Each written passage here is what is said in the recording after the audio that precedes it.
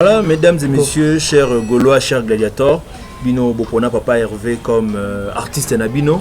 Tout ça vraiment, il y a conseil la Bino émission parce que vous êtes vraiment en train de nous encourager par rapport à ce que nous faisons. Moi, c'est votre humble serviteur Jigel Kabemba et derrière la caméra, c'est Lotus Design comme d'habitude. Donc, comme vous le savez, nous n'avons qu'un seul artiste. Et cet artiste-là, c'est Ferregola. Tant qu'on est Gaulois, tant que nous serons Gaulois, nous continuerons vraiment à soutenir cet artiste-là. Achelibiso déjà Dynastie volume 1 au Binono Soboyebi, Dynastie volume 2 au Yokoya na mois de février, Gaulois no soyebi devoir naye soki ezali nini.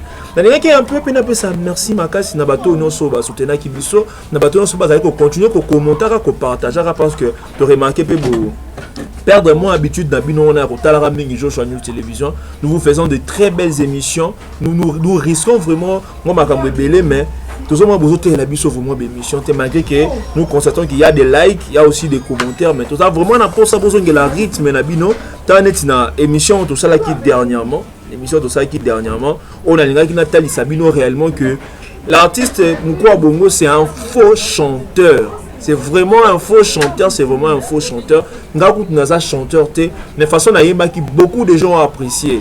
Mais lui qui est chanteur, il dit aussi que non, il a de l'expérience dans le monde du chant. Il veut aussi qu'on le considère comme un aîné. Mais façon interprétant Zemboana, il y a Madilou, ça nous avait vraiment déçu. Même les gens, même dans la vidéo, quand vous regardez, vous allez vous rendre compte que les gens étaient vraiment étonnés. Comment un artiste, dans le niveau, dans le milieu, il y a commis nango, alors qu'il a interprété la chanson de Madilou dans sorte.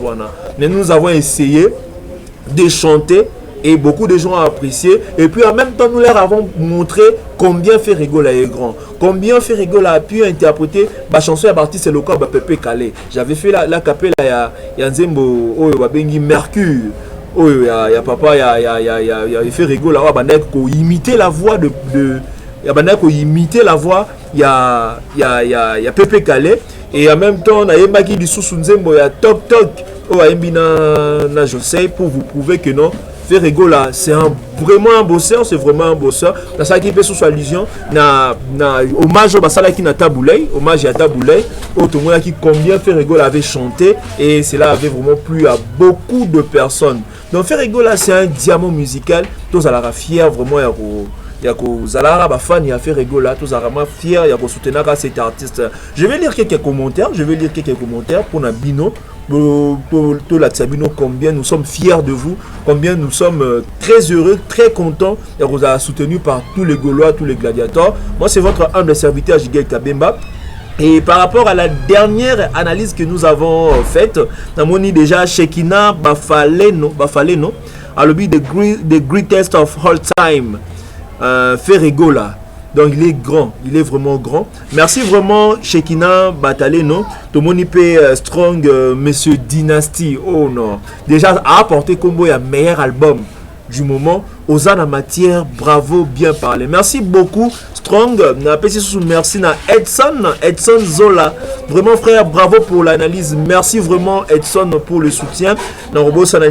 Anambala. Merci Anambala pour le soutien. Continuez vraiment à commenter, continuez vraiment à partager la émission na biso. Bravo frère, en passant vous avez une belle voix au Ebi Koyemba. En fait, j'ai une belle voix, merci, mais dans ça, c'est un faux chanteur. Il ne peut pas se mesurer à Ferregola. Ferregola a déjà prouvé dans Batunion ce que Azali parmi les grands et la musique. L'histoire de la République du Congo, l'histoire de la musique de la République démocratique du Congo, il ne peut jamais coexister sans qu'on cite comme à Ferregola. Donc, il y a une salle qui n'a pas pour l'accès.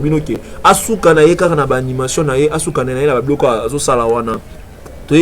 Mon frère, tu parles très bien, mon frère. Je soutiens te dire. Merci beaucoup, Sirlin Gatse, Mboteno Bisiko Zali. Dans mon sous grand esprit, Jigel Kabemba, les chouchous des Gaulois. Bon vent à toi. Merci beaucoup, grand esprit. Donc, tout ça fier, parmi les Gaulois, grand esprit, le quoi, Abino. Tu es là, Mavang ou Patrick Albi, le choix est clair à Zongo. Pas Kofi, Azoba parole, Abosana Yango Kuna. Ok, Tokitina, Sitou na Mingi. Mon frère, bravo, tu chantes bien au Leki, parce que comme dans le système reporter à Batouba Plainte, parce que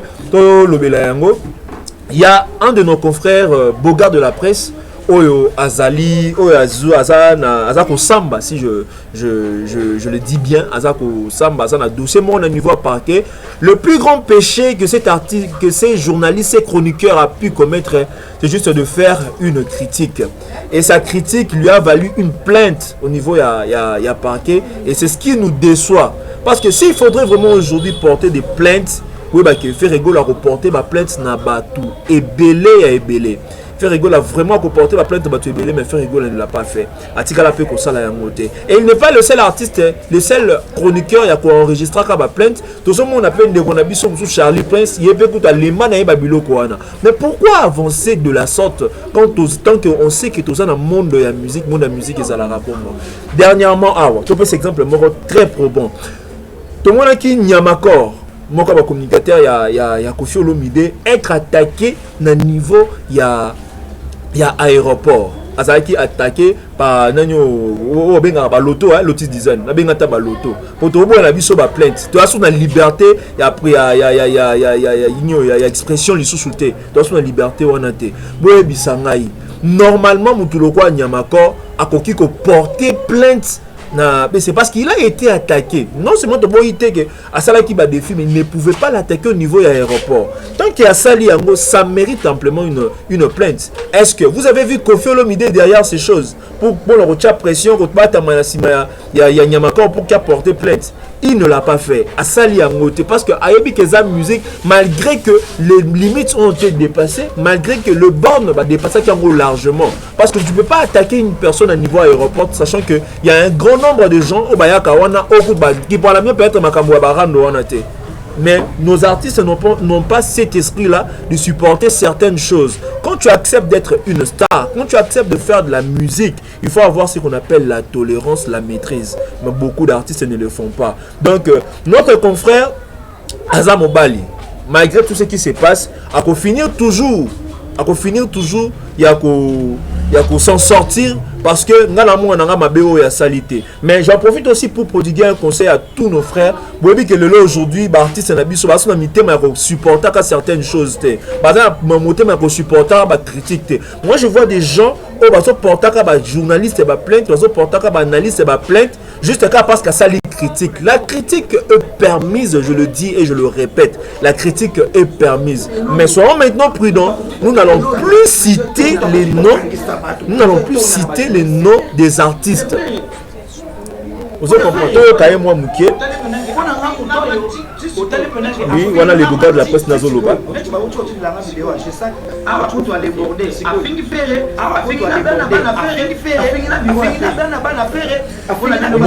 Afingi ban affaire, bureau à faire. Mais dites-nous, où est-ce que ça n'est si qu'à faire pour la porter plainte? Nous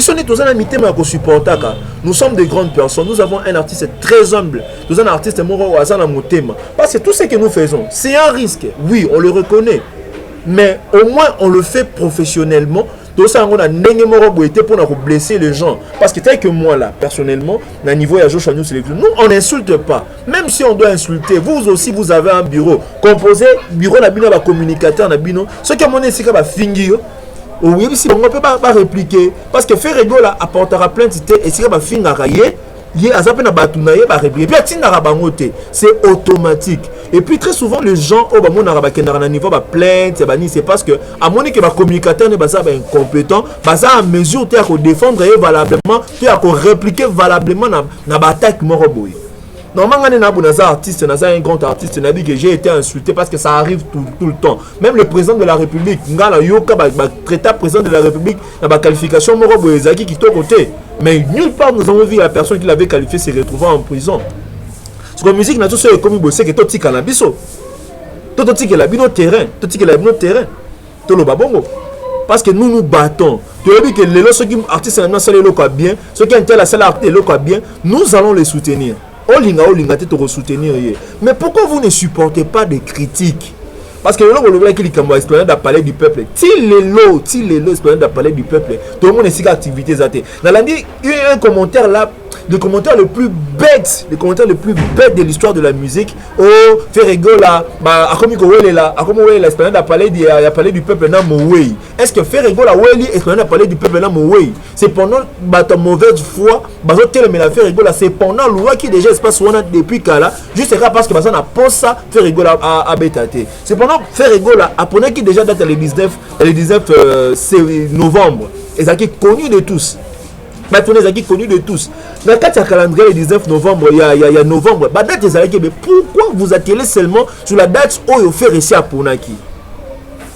Tout ça comprendre et loko wanate. Et puis bah guerre nyonso ils a créé si ma biloko et créé na biloko tout ça mon lelo comme ba dossier na niveau ba parquet. Moi ça m'étonne vraiment. Ça m'étonne vraiment. Pourquoi N est cause à tina niveau haut? Vous voulez dire que Moutuloko l'union le Boga, supposons qu'il avait insulté. Est-ce qu'il est la première personne à quoi insulter artiste? C'est-à-dire que s'il faudrait que apporter dossier dans niveau ya parquet, c'est que il faut aluka ba tout nyonso ba finga ya que nous porter bango. Parce que ce sont des dossiers tous les jours. Ah, que non, vous savez combien de gens vont se retrouver à niveau parquet? Ok, ma preuve pesali. Et puis, peut-être que bateau cité ma combo ya bateau. Yango mona ngai très souvent na linga te rotanga ba combo ba artiste ndenge zalaka. Na c'est la plus ba pseudo na bango, na c'est la plus ba surnom na bango pour que parce que na bi que artiste non sorti à na maturité à faire rigola. Artiste non sorti un artiste bazo critiquer ba lo pas beti kara et puis ngai bi artiste mususu on critiquer il y a mieux pas ce qui na beaucoup na nini bo. Aujourd'hui il y a même des endroits où tu chaka sous ma coloté. Parce que juste tu avais fait une critique. Le lot ils habisent sur chama coloté. Otambola ozana ekenge. Batouaso qui va causer la différence entre insulter et critiquer. C'est ça le problème. Il y avait des fois, quand c'est dans le milieu de musique, il n'y avait pas des intellos. Mais moi, je vous dis qu'il y a des intellos, mais ça n'est la quantité mora moukié. Ça un nombre mora moukié. La majorité des abattoirs vont comprendre les choses difficilement. Parce que moi, quand on me critique dans le niveau de la télévision qu'on ne m'a pas insulté, pourquoi j'irais porter plainte? Est-ce qu'il est interdit de critiquer? Et ces critiques-là sont faites comment? Aujourd'hui, vraiment, je comprends que non, Ferrego là, c'est un artiste vraiment ça différent d'artiste belé. Un artiste moro, un a cœur, un a maîtrise, un a humilité, un a savoir où belé bazan en côté. Un a savoir où bazan en côté. Dans l'autisme disant mais quand besoin que ça soit les mains on a les bogas de la presse, tout mais kasu sous koyo comme moi muké.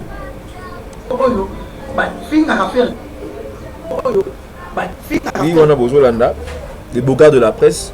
Réaction par rapport à Marambo Union sur le dossier Oyo, ça nous étonne. Donc, ils ont vraiment Mawamingi, pour les artistes et les biso, ils ont vraiment na bassesse, vraiment na bassesse makasi. Balingi ça la musique, balingi basa l'exposer, balingi basa star, mais ils n'ont pas le comportement de star. Parce que le comportement va starter. Est-ce que faire affondir? Faire affondir? Nana finga faire été. Moi je vais banzer ma badiam. Est-ce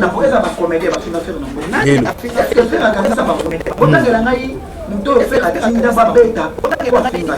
Muto faire à tinda ba beta. Tu fais ce que tu expliques que avec ça kanisa na. Ba maître bazangi n'est pas faire. Ba maître na ba golo ba tabe esprit bazate. Ba vrai sportif bazate. Ba toza ma finga bazate. Ba toba yebi ko finga bazate. Les gens qui ont été bouzo, ils ont les cas, bon retraite, bon et tikali marka ou tikali nani bo. Eh papa, bouza. Mais c'est ça que parce que on sait valoriser les gens, on sait respecter les gens, on sait aussi respecter le point de vue de personnes, des gens.